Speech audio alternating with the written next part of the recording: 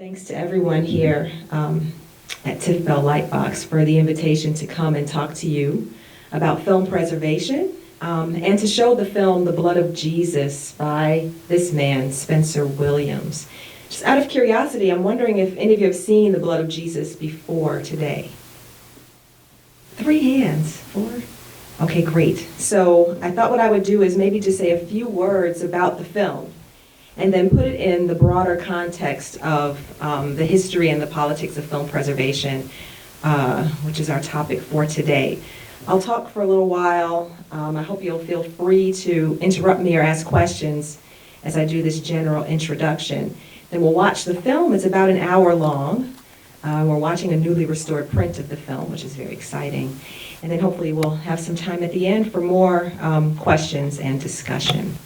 So I've been working on race movies for a long time. These are films that were black cast films made for segregated African American audiences during the first half of the 20th century, when Jim Crow segregation sort of dictated the way in which people could conduct themselves in public spaces, including movie theaters. And there were a number of companies that made race films, mostly white companies, actually, who were capitalizing on this separate public sphere. But there were also a number of very important early African American filmmakers who were making these films. The most famous is probably a man by the name of Oscar Micheaux, who made around 40 films between 1918 and 1948. Maybe 22 or 23 are extant. And then there is this man, Spencer Williams, who directed around a dozen films, mostly in the 1940s. Most of these films were produced by a Jewish exhibitor and film distributor by the name of Alfred Sack, who was based in Dallas, Texas. So Sack had a company that distributed films across the South and the Southwest. He sort of specialized in this segregated black market. And when he saw how lucrative it was, he became interested to produce films for that circuit. That's how he connected with Spencer Williams. Williams had been an actor for many years. He appeared in a number of silent films as a bit player. Steamboat Bill Jr., the Buster Keaton film. You can see him in the hurricane sequence. There's like one black guy running around, Spencer Williams. And then he sort of moved back and forth between Hollywood films and race movies. He played a number of bit parts, uncredited roles in Hollywood films, especially Paramount films in the 1930s, alongside Stepin Fetchit in a number of these films. And then he was in these black cast films. There was a group of black westerns that was produced in the late 1930s, like Harlem Rides the Range and Bronze Buckaroo. He's usually a bad guy in those films. So he had a tremendous amount of experience on camera. He was also a writer. He served as a kind of dialect coach and screenplay doctor for white written films for black actors, you know, ostensibly bringing some authenticity to the films. So by the time he started directing and writing films in the 1940s, he brought a lot of experience, much more experience working within Hollywood, because Oscar Micheaux worked entirely independently. So the style of Spencer Williams' films is very different, and I think that he's been underplayed and dismissed a lot in early black film history because you can see the affinities to Hollywood B pictures in his films. He's not afraid of using some really familiar genre techniques because he wants to do something that his audiences will recognize, and these are audiences that know Hollywood films really well. So when we're watching The Blood of Jesus, you'll see a number of interesting things happening. The film is normally celebrated because it seems to represent a kind of authentic picture of black religious experience, especially in the rural South. Thomas Cripps, who's one of the pioneering black film historians of black films, talks about how no white hand intervened in the making of the blood of Jesus, well, I guess except the guy who wrote the check. So it's celebrated in that way, and one of the things that I'm trying to do in my work on that film and on Spencer Williams' films more broadly is to talk about how just because they were made for this segregated market doesn't mean that they were completely cut off from many influences, including white influences, and that we need to do a better job of tracking those things. So the blood of Jesus, as I said, the print that we're going to see today was recently restored with a grant from the National Film Preservation Foundation in 2009. And this film has been celebrated for many years as a lost treasure.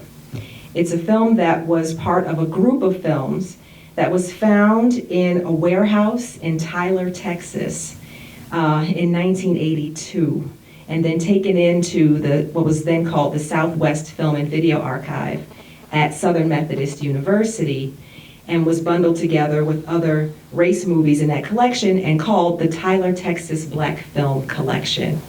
And the finding of this collection was actually picked up by the press in a really remarkable way, that this treasure trove of lost African American cinema had been found.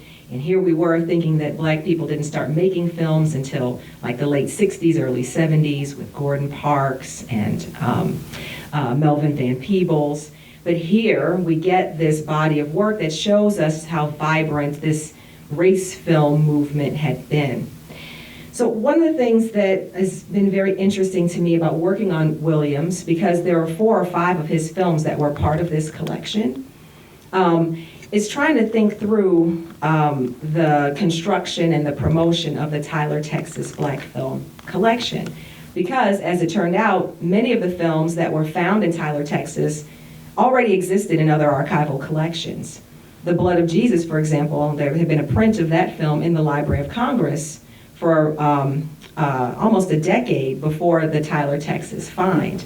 So I became very curious about why it was that this collection seemed to appeal to people within the terms of lost treasure, which then got me to thinking more and more about the broader picture of how films become found, how films are treated as archival artifacts. And in further investigating this, it seems to me that looking at questions of race can be a useful tool for thinking about how the dynamics of film preservation work much more broadly. So I think while the theme of discovery has been an effective one and a very popular one in thinking about lost chapters of cultural history, especially where films are concerned, since they are ephemeral objects, and especially where minority-related materials are concerned, because they had been and continue to be under-archived in some significant ways. The impulse to talk about these things as lost treasures is very strong when they are found. But I think that actually what we're talking about is not sort of losing and finding things, but a set of specific historical conditions that make some things visible and make some things invisible depending upon where we stand in our own historical moments. So in thinking about the politics of film preservation, what I'm hoping that I can do in my work and that scholars will do in film and media studies more broadly is to think about 3 issues. One, how archival and preservation practices shape our historical understanding. That is to say, how what's already in archives, in effect, has a dramatic impact on how we understand the scope of material we can look at, what constitutes film history or television history in the first place. Second, we need to think much more about how archival and preservation practices are shaped by their own historical moments. So I'm going to talk more about how the Tyler, Texas Black Film Collection looks the way that it does because of the work that was done on it in the 1980s and the particular kinds of discourses about Black history and about Black media that were seen to be advantageous, useful at that time, and that have changed over time, so that the Tyler, Texas Black Film Collection is presented in different ways now than it was 20 years ago.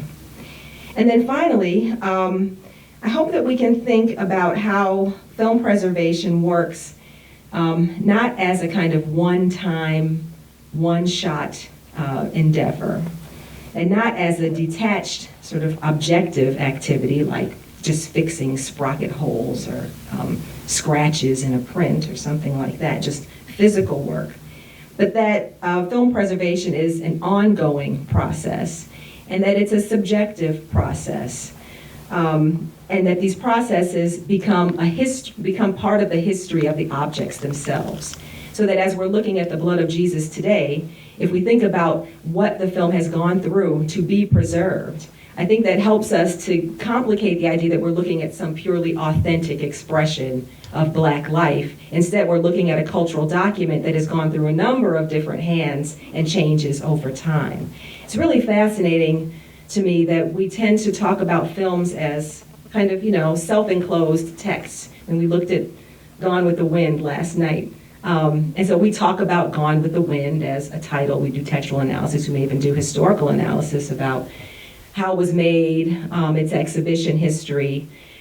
But increasingly, when we look at these texts as physical objects, it can be kind of overwhelming to think about what that means. Like, how many prints of Gone with the Wind have been struck since 1939? And how might prints from different generations tell us different things about the film? 35 millimeter prints versus 16 millimeter prints, which would have been circulated in non-theatrical contexts, for example. Or prints that have been altered in different ways, cutting out scenes for, as we might imagine, could have happened in local viewing contexts. I mean, these are just some of the questions that we need to ask when we encounter these things as archival artifacts. When I was looking at race movies for my dissertation, for example, I'd see a version of an Oscar Micheaux film in one archive, and it would look different in a different place. And a lot of that it was because of the massive amount of censorship that was done on Oscar Micheaux's films. So which version do I talk about? The version I saw over here, the version I saw over there? Which version did audiences see?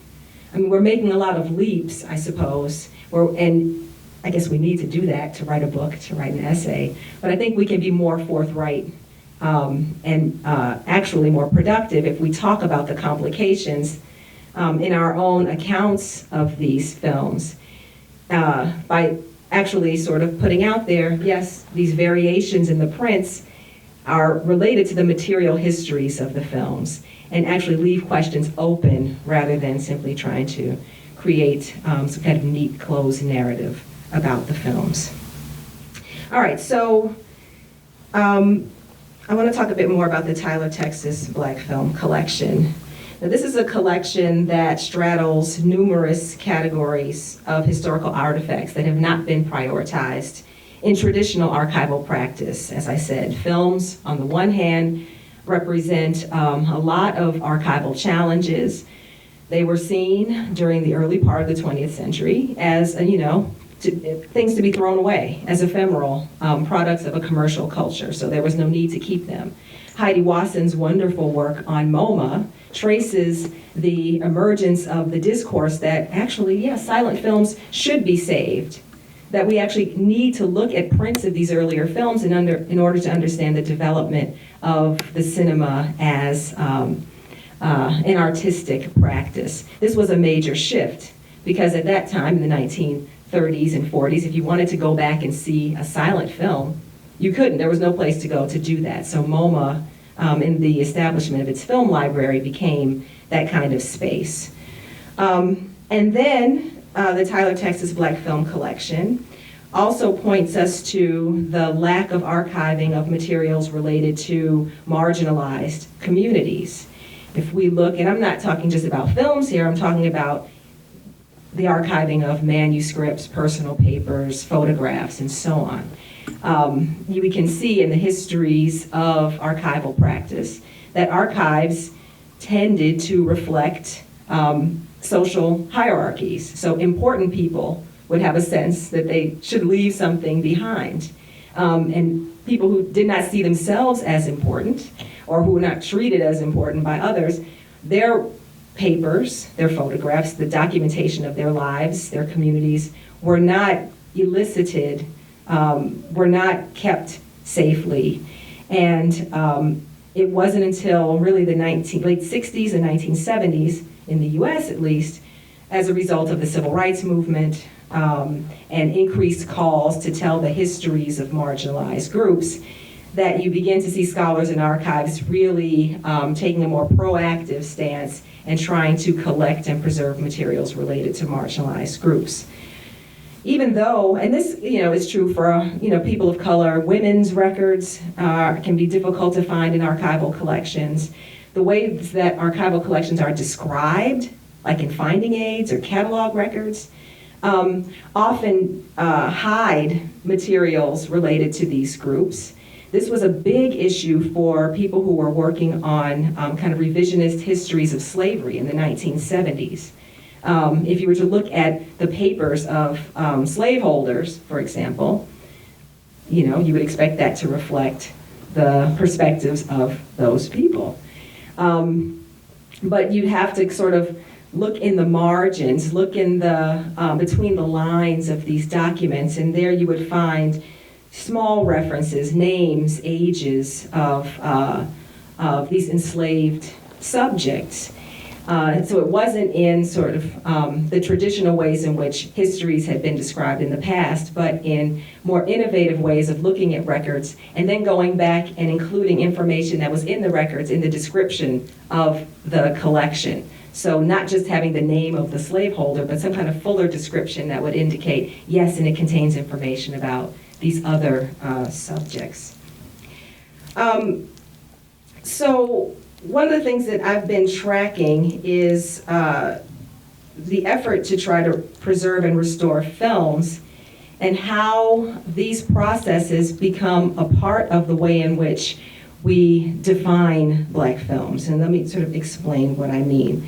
At first, to try to say what a Black film is, it's just a long-standing debate. I think every Black Film Festival has a panel, what is a Black film? Followed by, what's the future of Black film? So if you were to look in the Library of Congress's online catalog, they have a category called Black Films and Programs that includes all kinds of stuff. Films made by Black directors, but not all of them that are in their collection. Films that are about Black people, okay, that's good enough. But then that begs questions like, is The Color Purple a Black film? Some people would say yes, some people would say no. Where do you locate authorship? What difference does audience make?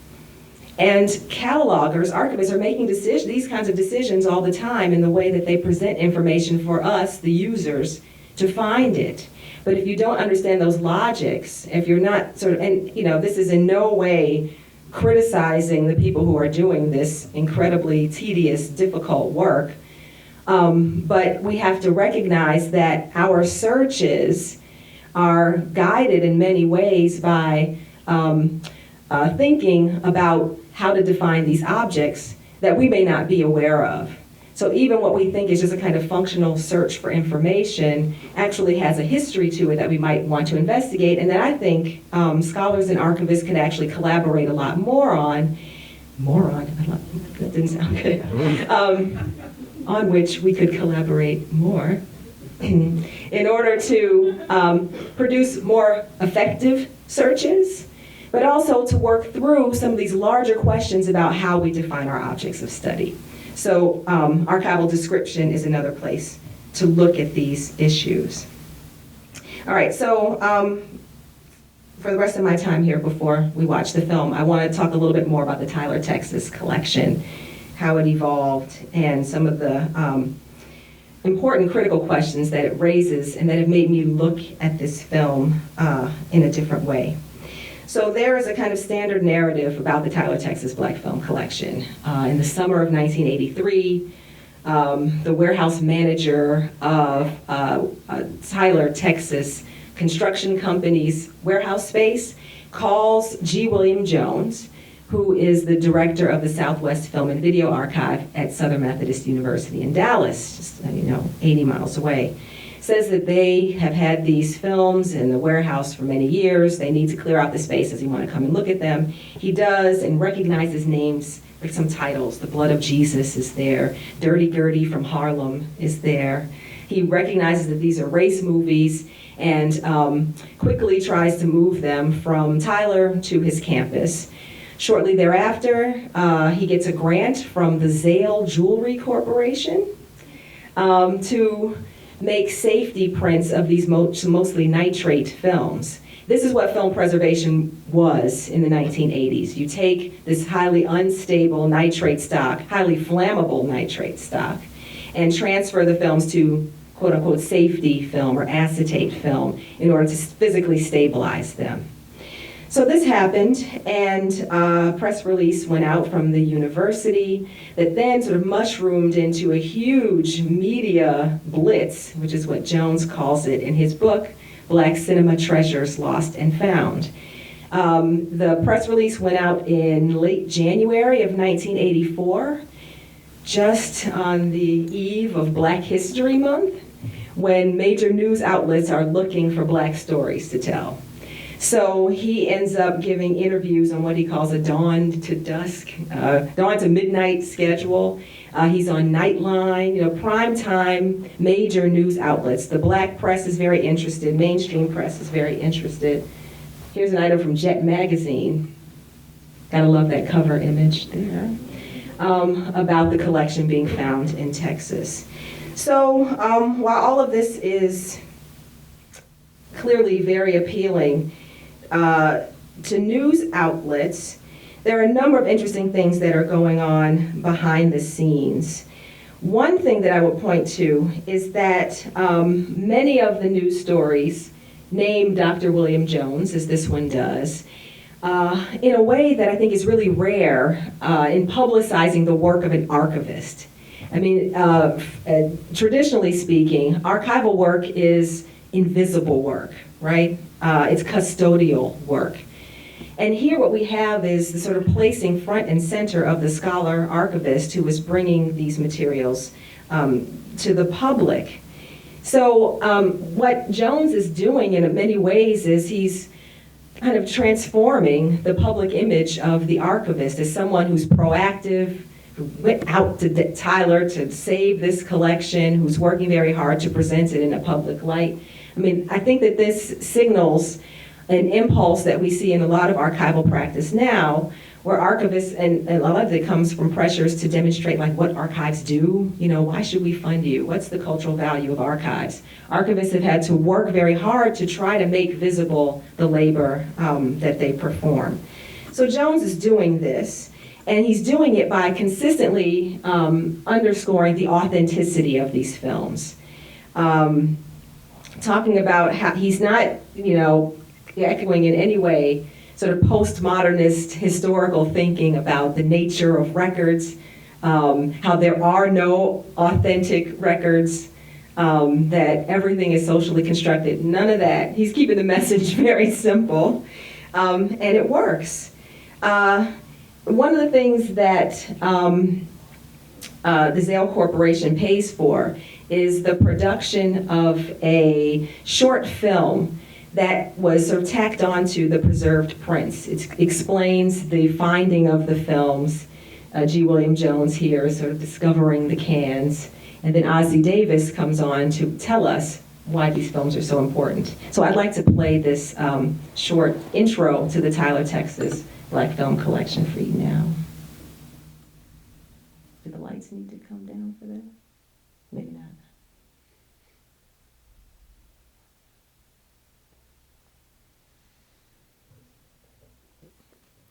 A lot of fascinating things happening in this trailer, and I'll just try to touch on a few of them. One of the things that G. William Jones does in his book, Black Cinema Treasures Lost and Found, which was published in 1991, so 7 years after the initial release of these restored prints. He features a foreword by Ossie Davis again, introducing the films and their significance. And this photo of Ossie Davis is in the foreword on page 2 of the book.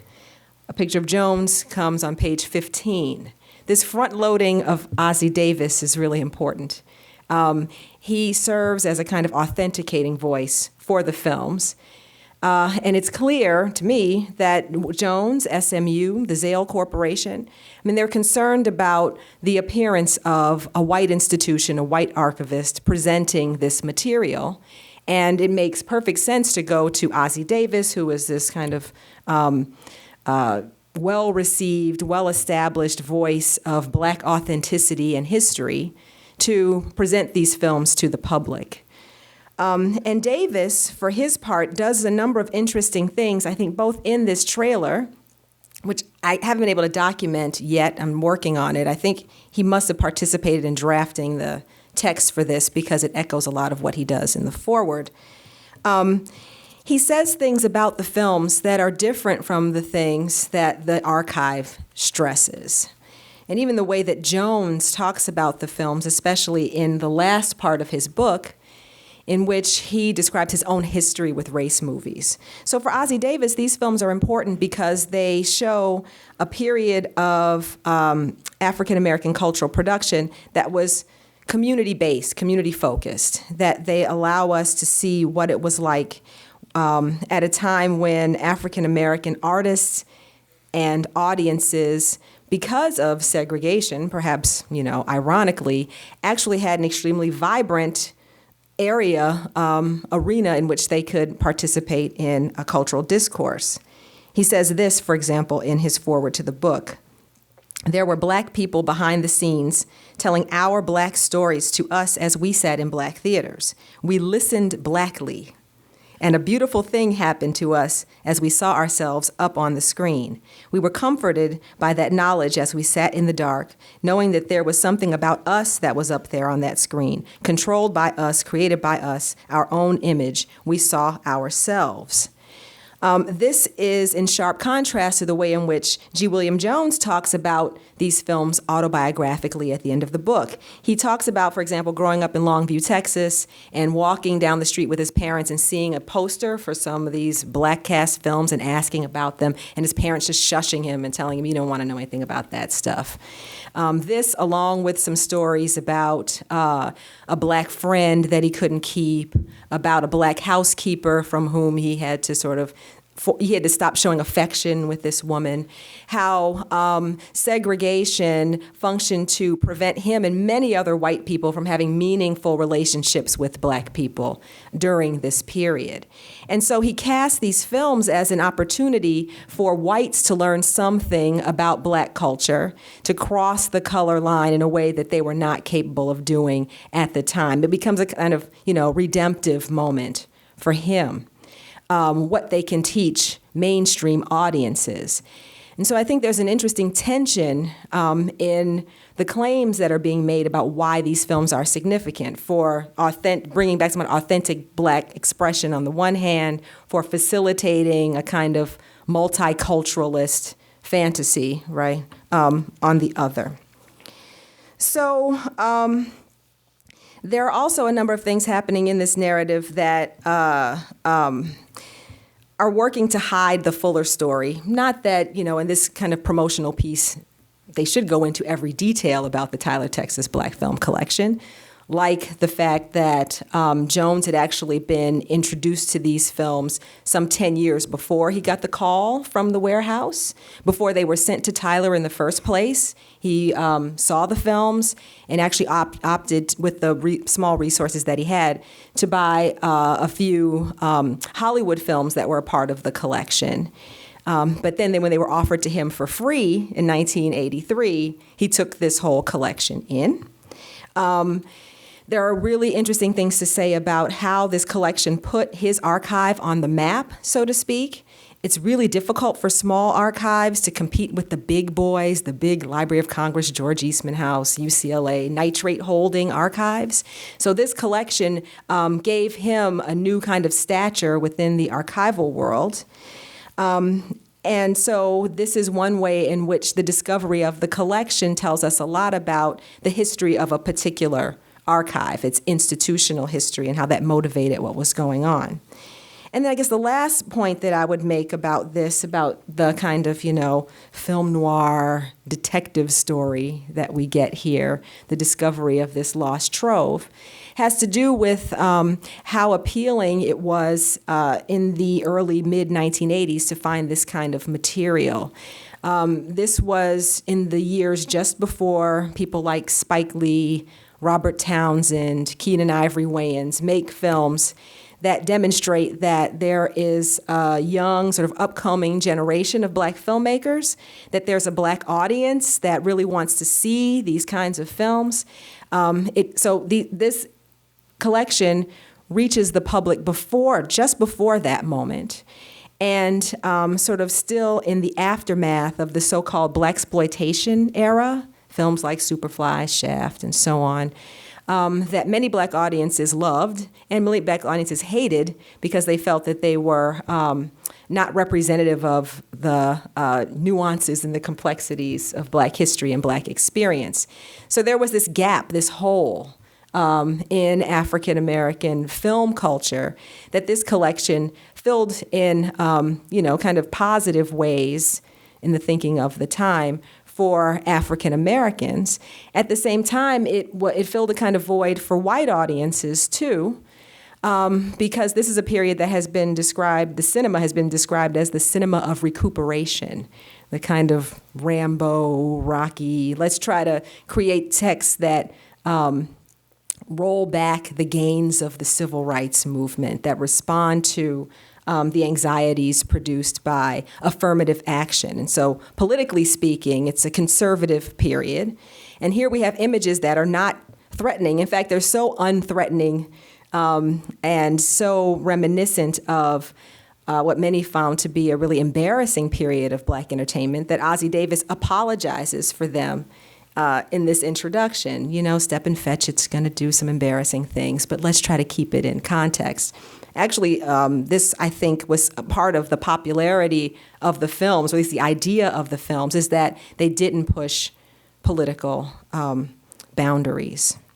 So, in looking at the Tyler Texas Black Film Collection in more detail, I think we can see how the survival and the acquisition of these films is not just a question of serendipity, right, or just someone riding in and saving the collection, but rather it comes as the result of a series of judgments, decisions that are made by this particular archivist and archive, by a media industry that was interested to promote it.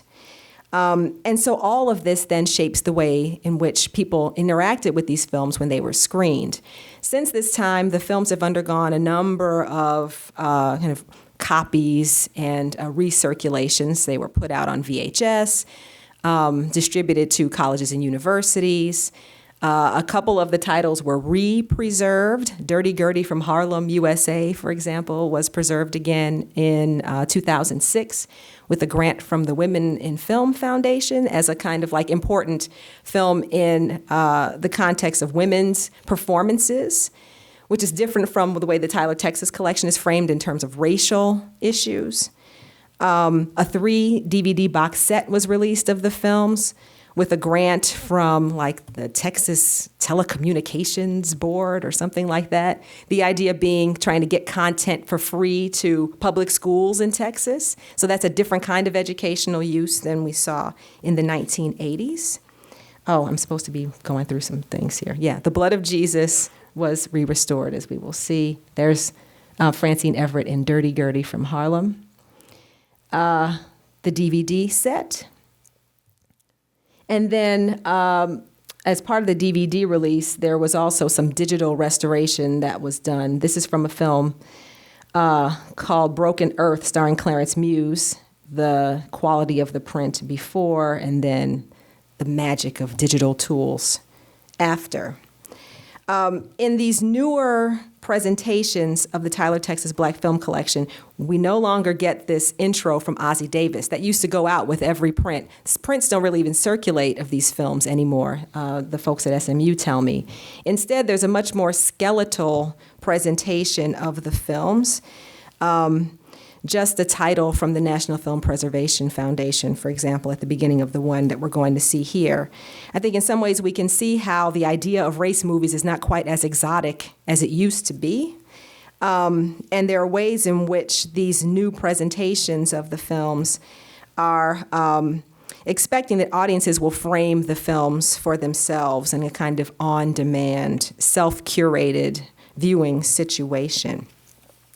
Still, I think that there are some important ways in which the work that archivists are doing on these and many other films can profoundly shape the ways in which we read them.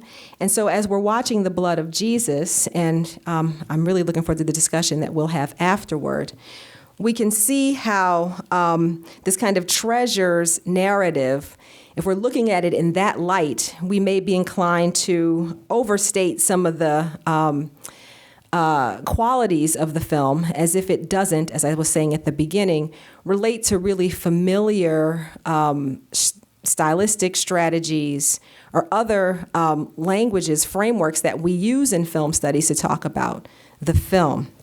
So The Blood of Jesus runs, as I said, for about an hour. You'll see that Spencer Williams is both presenting this kind of authentic portrait of Black Southern rural religious practices, at the same time that he's engaging in some really interesting stylistic strategies. He quotes a number of other films literally in this film by using footage from other films, some silent film footage of figures going to heaven, for example, and then he uses at the very beginning of the film some footage from this film, Broken Earth, which was directed by Roman Froelich, in 1936. It's been celebrated as an avant-garde film, actually. It's part of the Unseen Cinema collection that Bill Brand put together just a few years ago.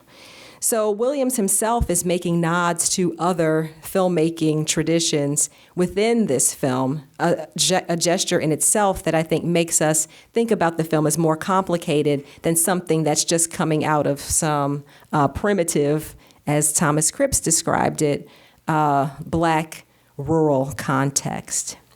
So before we watch the film, does anyone have any questions, or I can't really see you, so comments for now? If you have you might just talk because I can't see any hands or anything. Okay, great. So let's watch The Blood of Jesus.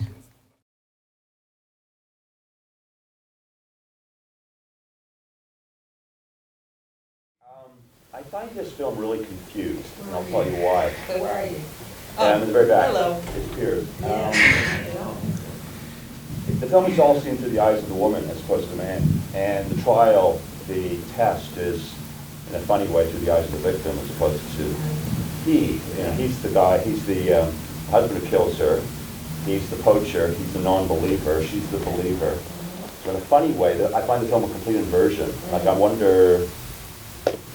just wonder through your eyes how you see it. Sure.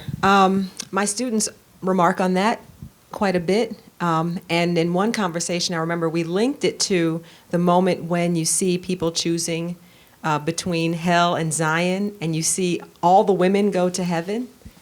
And I think one guy chooses heaven, and there's even a couple, and they kind of struggle a little bit. And I assume a husband goes to hell, the wife chooses heaven. I think that part of the film really ties into some of the ways in which the Black church, while dominated by men, has been populated mostly by women. And so in a way, it's reflecting how important women are in these Black religious communities, so that the experience that Martha is having just been baptized and having to prove her faith, happens through her, but Raz, the husband, is the observer of it all, so that in a lot of ways, ultimately, it seems as though while she undergoes this, this experience, that it is functioning for the benefit of the man who's watching, that men need this lesson, but that women work very well as kind of symbolic figures to go through this actual experience. And I should say that many people have linked this film to, well, you can see with the kind of costuming of the devil and the angel, that this film is drawing on a really long tradition of like theatrical passion plays that were performed in church, all kinds of churches, and certainly black churches in the South. And so some of the tropes that the film uses, the way that the devil gets to Martha through flattery, with this Judas Green character offering her clothes and so forth. There are a number of plays that would enact the exact same kind of scenario, getting at women through their vanity in order to manipulate them, that those were, supposed to be the flaws of women. She's a fallen woman who needs to be redeemed. But it's all framed by Raz sort of watching this. That's how I would describe that dynamic. Hi. I was just wondering how often morality play was sort of portrayed in the genre of film, as opposed to like the titles we were talking about earlier were as religiously sort of. So I was wondering, was it a balance or was it just In race movies, you mean? There are a few others, a handful of others, but they're definitely in the minority in terms of the themes and the structures of race films. There's a really good book called Hollywood Be Thy Name by a scholar named Judith Weisenfeld, and she writes about representations of black religion in films, both in Hollywood films and in race movies. And she spends a lot of time with The Blood of Jesus and, 5 or 6 other race movies that are in this kind of morality play mode. There are a lot of films, I think, that reference the black church. Oscar Micheaux was legendary for his critique of the black church. So he would have ministers in his films who turn out to be con men, rapists. Paul Robeson's first film ever was a Micheaux film called Body and Soul, where he plays a minister who does all kinds of bad things, including drinking in the pulpit during his sermons. So because it's such an important cultural institution, you see the black church a lot, but there are very few films that actually take up this as a form. This is supposed to be the highest grossing race movie ever because it would play over and over again, like every year at Easter time in black communities all over the country. So they would go back to this one quite a bit. I get a question. Cameron? Really interesting topic. So many things I'd like to talk to you about and hear from you, but we talk about Tyler Perry. Sure. I'm curious where you situate him in terms of this whole lineage. Because you talked earlier about when the Tyler Texas collection came out, it was just before Spike Lee's kind of resurgence in black independent cinemas. But then Tyler seems to have gone, in terms of how he connected with his audience, back to what people like Spencer Williams showed. Yes, I totally agree. I think that he's the inheritor of this tradition. In the theatricality of the films, Tyler Perry adapts his own plays to film, and you get a lot of the sensibility of expecting audience reaction, the same kind of call and response dynamic. You have a very similar blending of the sacred and the profane, so that Tyler Perry's films have, in the end, always kind of church moment of redemption or something like that, but you only get to that through a lot of entertaining sinning. And, the whole Medea character is about a woman who's not in the church, and she critiques the church in her pointing out of the hypocrisies and so forth. So yes, in terms of theme, in terms of structure, tone, Tyler Perry is coming out of this particular tradition of black, and it's just amazing. That's like Tyler Perry, Tyler Texas. I'm really resisting that whole connection.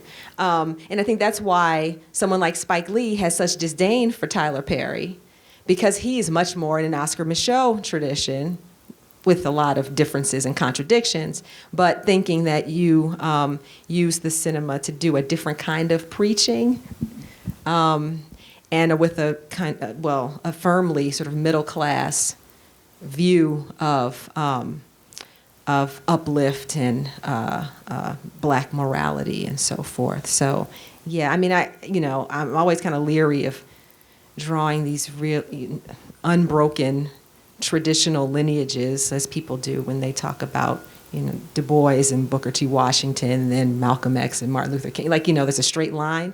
But I think that there are two important traditions of Black filmmaking that we can see continuing to develop through those two Black filmmakers, Spike Lee and Tyler Perry. Another reason why we need to understand race films better, to see where a lot of that came from. Not that Tyler Perry or Spike Lee ever saw these films, and Spike Lee says he didn't really watch race movies, learned about them late after film school, but they're tapping into Black cultural traditions that were influencing all of these filmmakers. That's the connection I would make between them. Questions? Yeah, that's so striking, and because the soundtrack is so important in this film, the music and so forth. And then you have these complete dropouts where there's supposed to be silence, but it doesn't match the ambient sound of the room. Absolutely, and it's one of these features that makes it, they're so prominent that it's hard not to talk about them, even though they seem to be like, if he could do better, he would have. Not mistakes, but just you have to understand in the context of how much money he meant to make the film. So that's what makes it tricky then about how you would go about restoring it. Because if you were to drop in, we could do that digitally, put in the sound, and that would smooth things out. And, restorationists say things like this all the time. Well, if he could have done that, that's what he would have done. In the recent release of, I think it's The Wizard of Oz. Yeah, the flying monkeys, like they're strings that you can see. What we have seen before, kind of charming. But they took them out. Because you can do that now. You can erase the things that maybe the filmmakers didn't want to have in the first place. But that changes the document, I guess. Mm-hmm. So I know that Amy wishes she had more money for the restoration here. There's lots of things that could make the image quality better, and the soundtrack is a big concern of hers, I think along the same lines that you're talking about. But I think it's also just important to remember how in doing something like that, you're producing a new thing. That new thing might make audiences, like the film better or respect Williams more as a filmmaker, like see more craft or something like that. But in other ways, it's not true to the material conditions of making the film, which are important to preserve as well. So it's a tricky question. And it also brings up what we've often talked about with archivists being the unsung heroes, and not just the film prints, but also the manuscripts, the photographs, all of the records that help piece it together to give you a sense of what the filmmaking and film viewing experience would have been at the time, to not reconstruct it to our standards and lose the history. Other questions? In your research, did you ever come across any white commentary on these things? Yeah, a little bit. One thing that you find is even though these films are independent and made for this Black world that Ossie Davis really, in his own way, romanticizes, the films had to go through the same local censorship processes as other films. So one important body of documentation for race film scholars has been local censor board records or state censor. So The Blood of Jesus in New York, they didn't like that title. They thought it was inappropriate reference.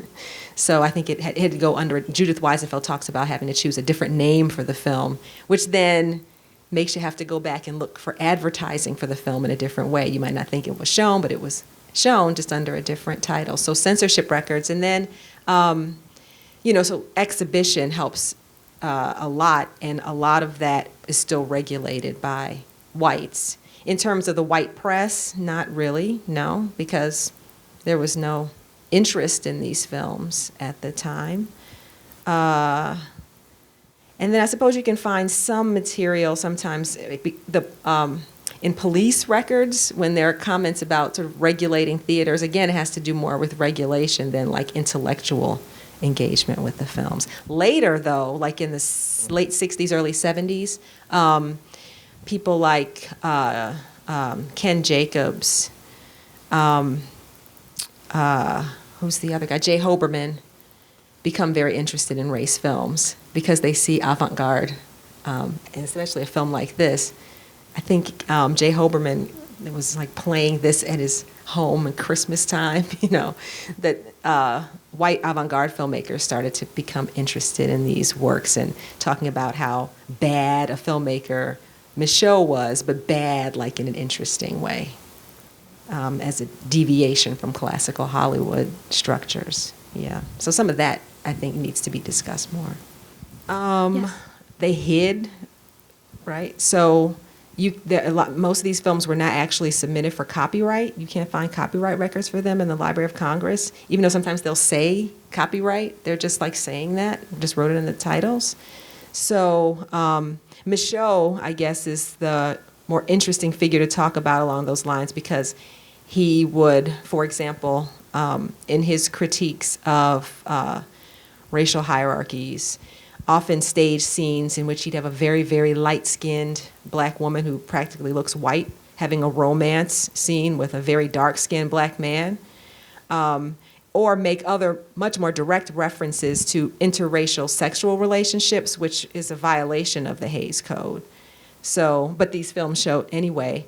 And local censors would sometimes make him take scenes out, but then he would pretend to take them out, sometimes put them back in, or put them back in for other cities and so forth. So there was a really complicated game going on to get around the Hays Code for some of these race filmmakers. But then I should say that other race films, probably the vast majority, are, crime films or westerns or just musical films that are pretty much copying B movies, and so we don't really have a record of that documents those films really well, because they just sort of slid through. Yeah, it's a problem. You talked about the title of your lecture being The Politics of Film Preservation, and then you also mentioned in your talk that there are different versions of these films circulating. So could you talk a little bit about the politics of circulation of Spencer Williams films or Oscar Micheaux films, and when there's different versions, which ones are kind of out there and getting exhibition? Yeah. It's really tricky. I mean, on the one hand, it's kind of nice when you're working on a body of work that has so few remaining prints, because I raised this example about Gone with the Wind before, and what a daunting task it would be to try to track that many documents, let's say. I mean, it's probably impossible. Bless you. But so films have kind of come to the surface, whether it's this Tyler, Texas collection, or a couple of early Oscar Micheaux films were found in European archives that were unidentified.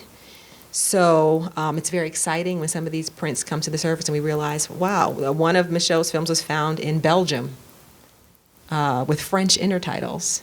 Another one was found in Spain with Spanish intertitles.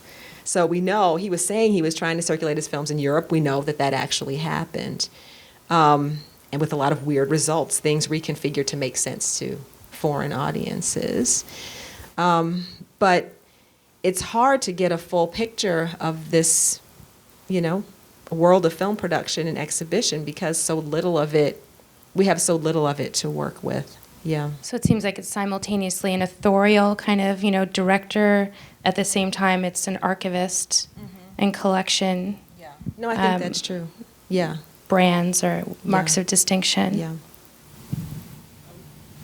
I have a question. I'm not exactly sure how to formulate it, but when you were talking about how the Tyler, Texas collection was found and discovered and recovered and the politics of that, it really struck me that there was something similar that happened with African-American slave narratives and then also blues music at a certain point.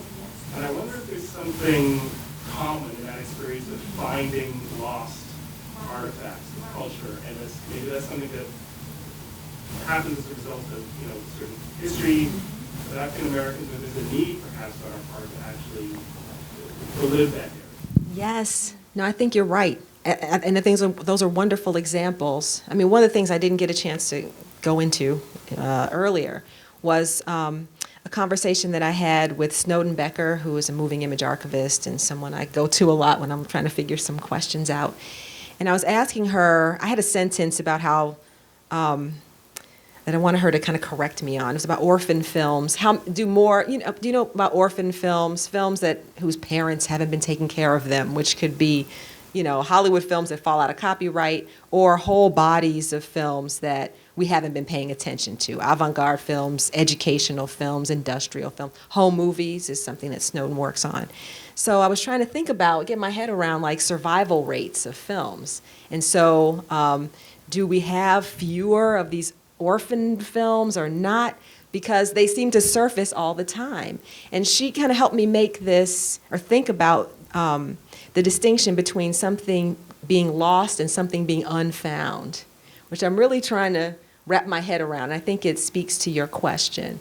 Because when we discover these slave narratives or other documents that we could have found long before, which is one of the things we know about the Tyler, Texas collection. Like some of these films had been found. He discovered them before. But what's the appeal of the discovery is something that I think we need to understand better as a culture, as a society, why it's just, and why this appeals to us so much in relation to marginalized groups.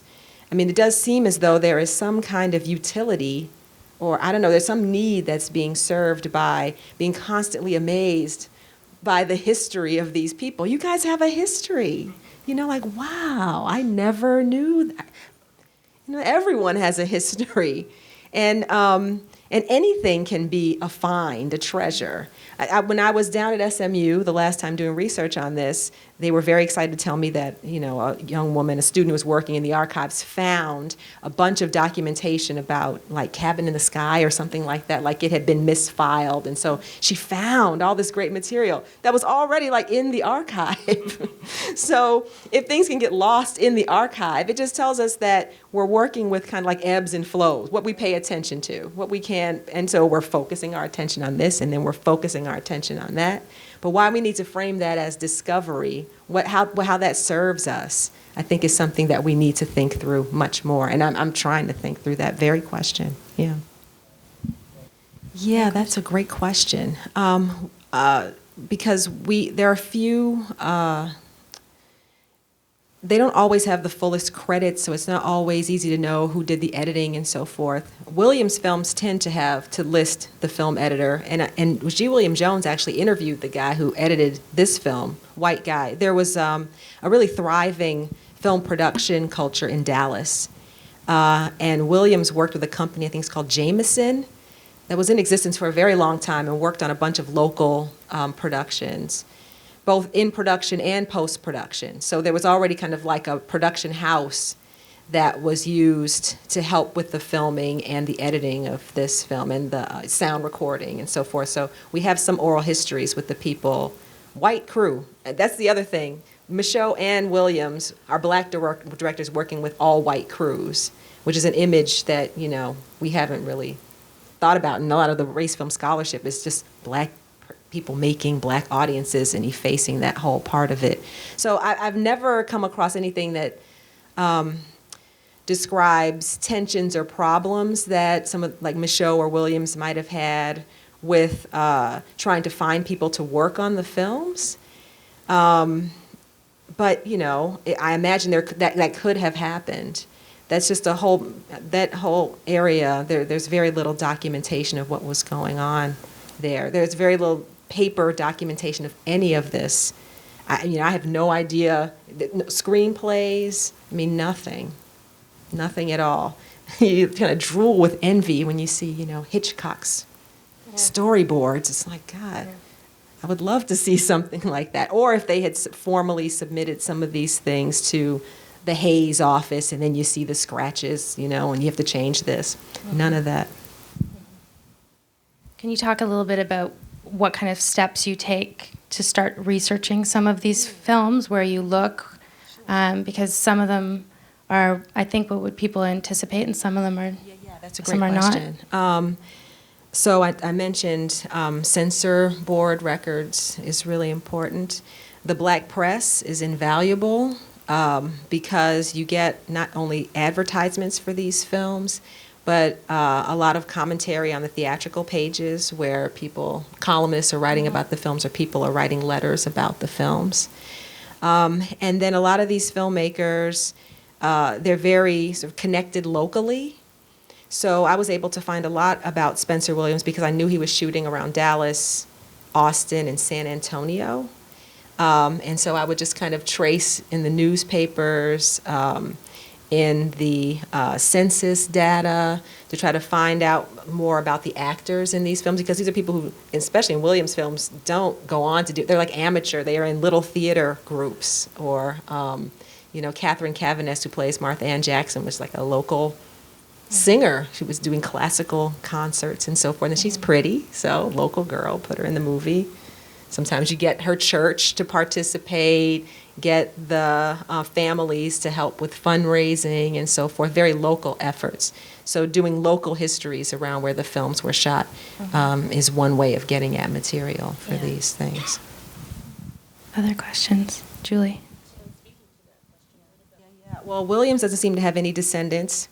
I got his, I did one of those Freedom of Information searches because he was a veteran. He served in the Army for 10 years leading up to World War I. So I got a bunch of his, but then every time there were references to a wife, and there's a reference to a daughter at a certain point, he's trying to get benefits and everything, but it's all, what's that word?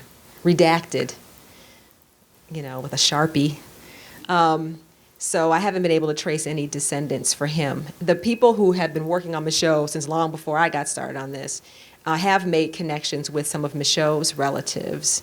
A lot of them were in the Great Bend, Kansas area. He spent a lot of time out west. And some of them have been very involved. There's an Oscar Micheaux festival that happens in South Dakota where he had a homestead in the teens. Interesting place to visit. And the family, nieces and nephews, great nieces and nephews have been involved in that. Yeah. And there are some surviving actors of Micheaux's films. There's a guy who was the star of his last film who still lives in Chicago and comes and speaks about his experience working with Micheaux, which is incredible. Yeah, so that was a film that was made in 1948. Yeah. If students and faculty or just the general public were interested, and scholars were interested in learning more about this process, could you talk about maybe some of the conferences or the symposia where they could search out like-minded about preservation, about film history? Sure. Well, next week is the conference of the Association of Moving Image Archivists, which is a really interesting conference, mostly moving image archivists talking about their professional practices. But I think you're seeing more and more film historians who are coming to that meeting to listen or even to present papers. I'm on a panel with another film historian and two archivists talking about the difficulties of finding African-American moving images in archival collections, and hopefully sort of talking together about what we as users are looking for, how can we be of service maybe in helping to make these materials more accessible. And then this association, which is also known as AMIA, A-M-I-A, also puts out a journal called The Moving Image, which is a wonderful resource for sort of case studies of preservation projects to much more sort of theoretical discussions about the processes of preservation. We were just restoration, as we were just talking about, reconstruction, archival description. And it's a really useful source. And then I've also gone to the Orphan Film Symposium quite a bit, which is a gathering of archivists, scholars, filmmakers, film collectors coming together to show treasures, really. This is an amazing thing that I have in my collection. I'm looking for preservation funds for it. This is all work that's has occupied the margins of film studies, and there's a lot of really innovative thinking that's going on within that group, which is an international group, to think about not just how to add this stuff to the existing canon and existing approaches, but how this material really makes us rethink the field. So there's a lot of interesting work happening there, and there's all the orphan symposia are very well represented on the web, and there's even a blog that you can go to look at what's happened with some of the titles since they were presented and so forth. So that's another place I'd point. And it's really exciting to see how then films kind of move from those conferences to then bigger conferences like Visible Evidence or Society of Cinema Media Studies, Film Studies Association of Canada, and how we start kind of having broader circulation again with scholars. It's really important to have scholars and archivists working together, and then also scholars advocating for archivists. whenever they can, programmers and curators advocating for archivists whenever they can, because they're doing all of this really amazing and important work for us. So this is a question right there, yeah, Mike? You mentioned the phenomenon of people losing things in the archive and then refinding them within them. And I think that highlights an important thing, which is the amount of labor that's involved in simply knowing what's in a collection. I mean, almost every archive I know contains huge uncatalogued set of boxes that people simply haven't had the time to go through. And I know another issue within archives is also often that archivists have been somewhat protective of the material and not letting scholars go in. Have you noticed a change in the ways in which archivist culture in and of itself has shifted to welcoming scholars? Yeah, I definitely have. I mean, I remember, and I'm not that old, but when I was writing my dissertation, a lot of places I wanted to go to look at materials, you had to have like a letter from your chair validating you and saying you're a serious scholar, and that's how you can come and see the materials. So one danger of that set of barriers, I guess, is that it could really narrow the field, right? As people shy away from projects that would require getting at some of this material and instead write about things that are more readily available. And this is a huge problem now that we all think that everything we want and need can be found digitally. And this has presented major problems for archivists because people just think, why should I go to the archive? Just digitize it and let me see it for free from a distance. So I think that pressure, along with the ongoing and rising costs of maintaining these collections, especially film and video collections, now that there is an increased awareness that proper storage is the key to the longevity of materials. So it's incredibly expensive to have the right temperature and relative humidity to keep these things. Archivists really do have to figure out ways to fund what they need to do. And so demonstrating that collections are used is a huge part of that project. So and I'm not trying to suggest at all that they're only doing that because they need, but because I think that there probably always has been a desire to share some of this material, but it's hard to conserve and provide access at the same time. But yeah, what I have found in the years I've been working on this, every time I talk to archivists about this, they seem really excited about the possibilities of getting more scholars interested in the processes of archiving and preservation, to know more about it, to make more collections visible, to get help with description so that if more information about a collection is online, then that helps people to see where they can and should go to actually see the materials. Funders always want to know about access, so that the Blood of Jesus print we just looked at has been now put online by Southern Methodist University. I guess they think they want to put all of the Tyler, Texas things up. So you have a little Tyler, Texas collection. You click, it's just one title there at this point. But the National Film Preservation Foundation insists that if we give you the money for this, you have to make it widely available. It's not so that you can keep it at SMU and people have to come to you.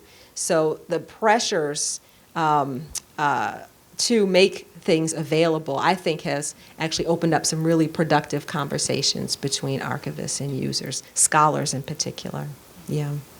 Yeah, I mean, when we're talking about archives being so short-staffed, always having years of backlog in terms of processing collections, they need more funding to be able to do this. But that's a really important area. It's been difficult for archivists to document all of this. I think there have always been those who are interested to do so.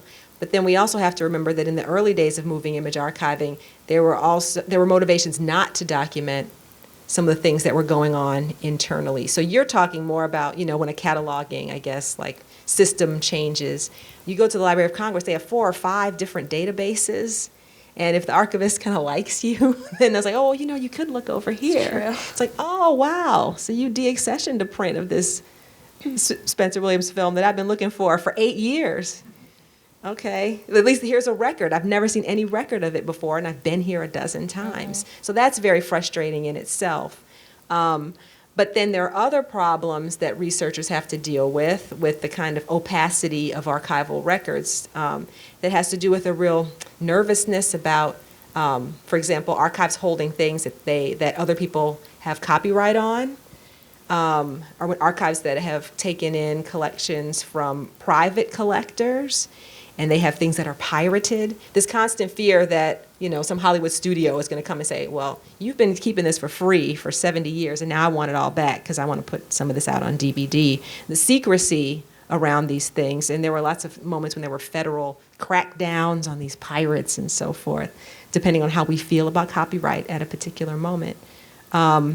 So being, I don't know, there had to sometimes be some codes, secret systems in place so that archives could kind of know what they have, but not make it too easy to find everything, which is the opposite of what we want and need.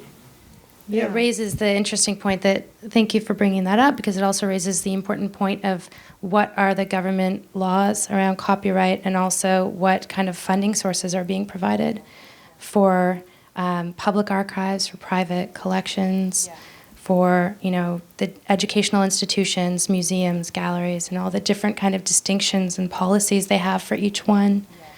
Can create different kind of security measures that the archivists have to take as well. Yeah, it's definitely complicated.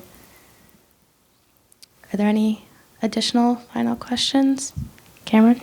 Yeah, I wanted to ask about Spencer Williams' career after the film, because he went on to become Andy and Amos and Andy. That first image was from Amos and Andy, which I meant to say, it wasn't just him being himself. So in this context, what I'm interested in getting your opinion on is, since the Amos and Andy show became a little bit of an embarrassment by the time of the Civil Rights Movement, would his subsequent career have affected the value that his films were held in terms of whether they were preserved or not? I mean, that's an excellent question. I guess I could imagine that would be a concern for black institutions and white ones who are trying to show that they're, I don't know, liberal or something, and that they wouldn't be preserving the work of someone like him. That whole Amos and Andy story, I've been researching too, because I think that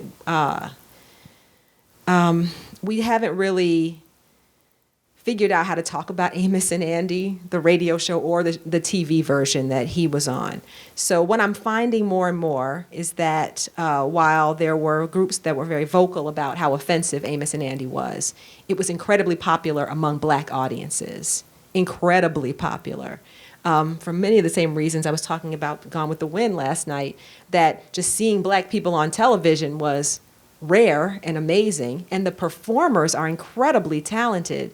So that I'm convinced that people were able to read the talent, right, and to figure out ways to enjoy that show, black people, even though it was in this racist frame or had this racist history to it that dates right back to minstrelsy. So yes, a lot of discussions about Williams. They're kind of like, the tragedy of Spencer Williams. Here's this guy who was doing this independent filmmaking, and then he falls from grace into Amos and Andy. I don't think that fall was as precipitous as we have said that it is, and understanding Amos and Andy's place is a big part of that. So I don't know if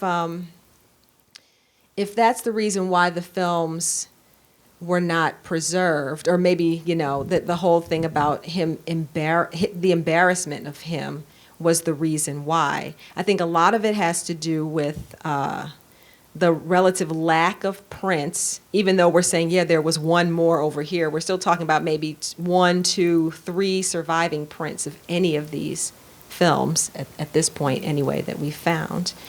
And it took a long time to validate Micheaux and to get him into the scholarship, because people saw him as a bad filmmaker. And with the exception of The Blood of Jesus, and we can find all kinds of crazy stylistic flaws in this, the other films have really been dismissed because they don't have something like Black religion to push them through. It's not about authentic Black expression, but these just entertaining films, not interesting. So I think the case still needs to be made for all of these race filmmakers. It would be great to talk to archivists and to learn more, and I'm trying to do this, about whether or not more people knew about Williams' work and had actually made decisions not to take it in, but nobody's going to admit that. So it's hard to get at that. Well, along those lines, too, talking about the blood of Jesus, sometimes archives will just have excerpts of films. It'd be interesting if they had scenes of some of the performative, the kind of break of narrative and the performative dance scenes, and just not know what those were. Like at the bar. And, yeah, question in the back.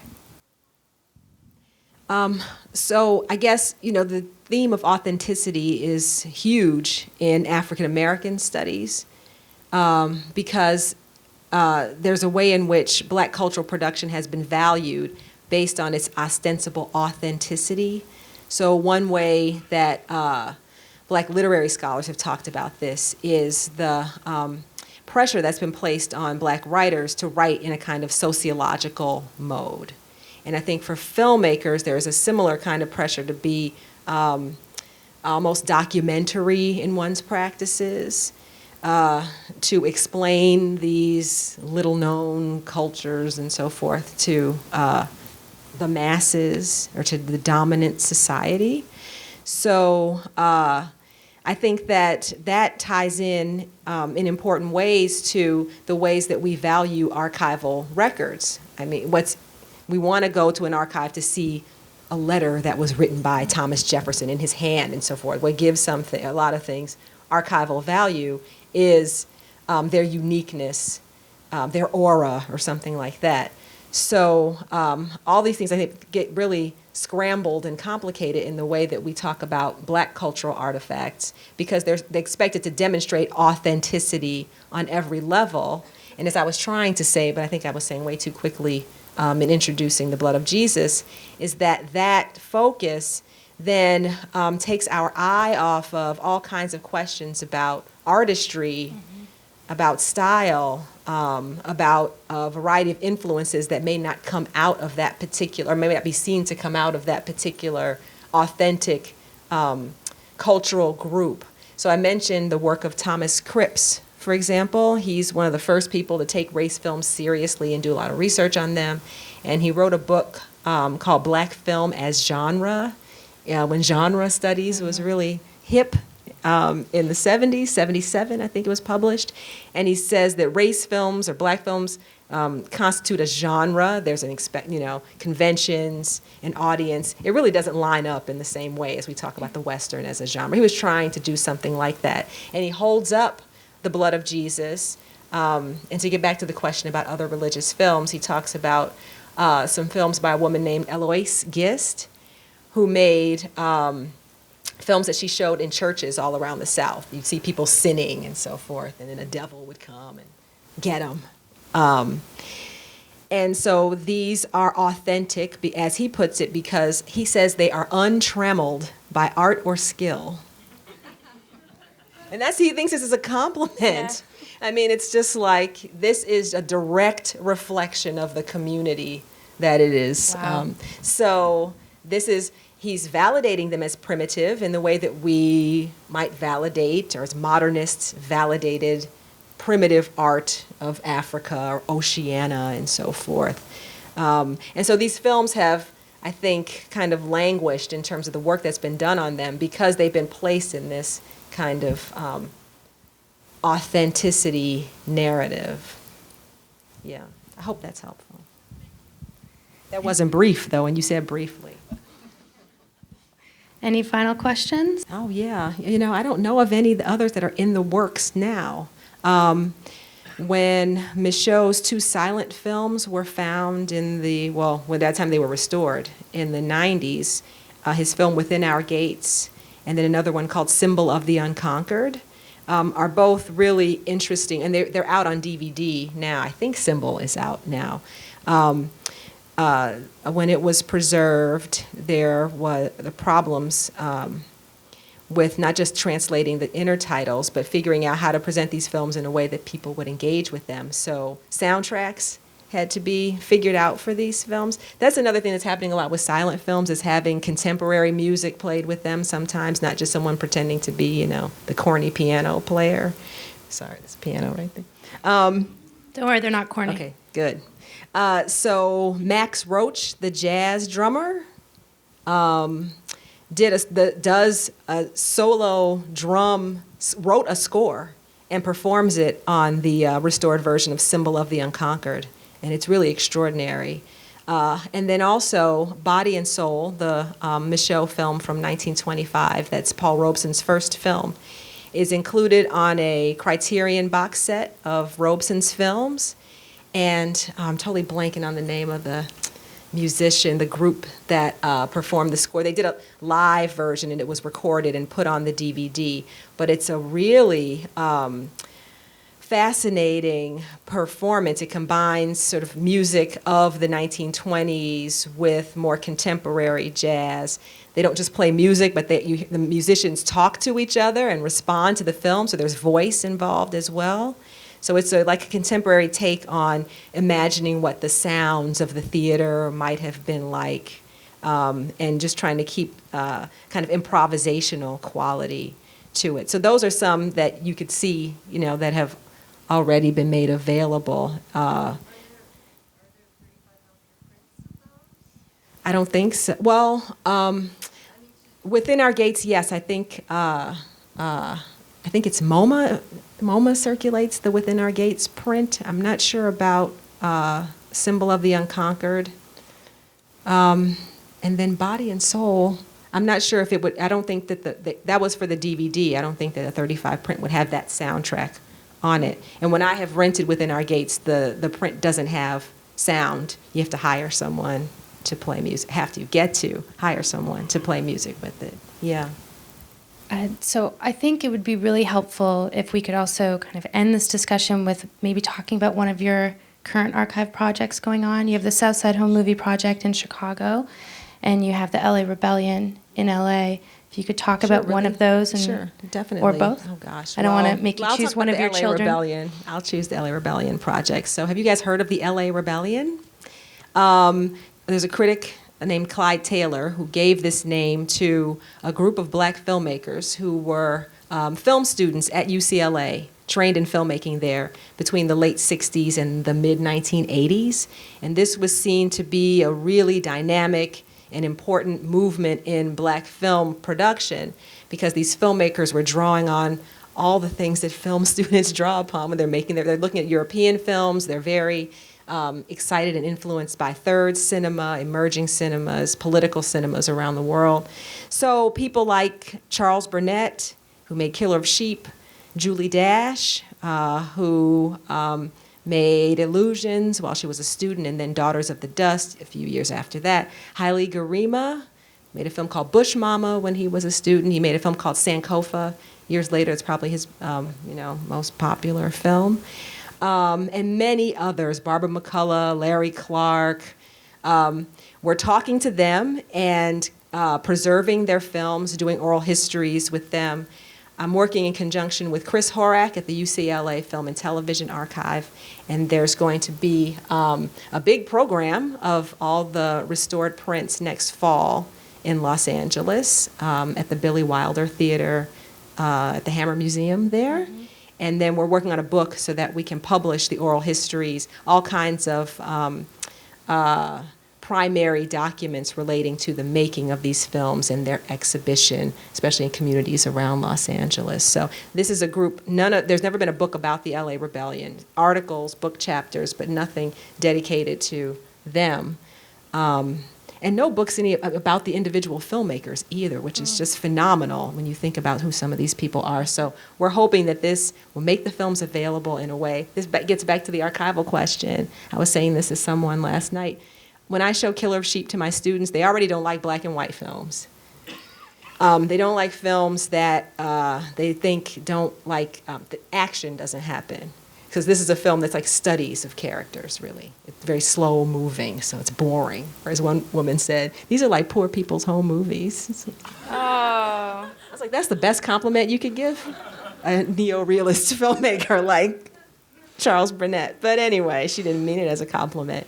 But then when you're also showing it in a crappy print or some fifth generation videotape, It doesn't help. It just doesn't help. So having these new prints And then hopefully releasing them on DVD and making them available for teaching and research, I think will do a lot to do justice to these filmmakers who have been so invisible for so long. Yeah. Thank you, Jackie, Thank for coming. you. Sorry, This Jacqueline has been Stewart, for great. coming.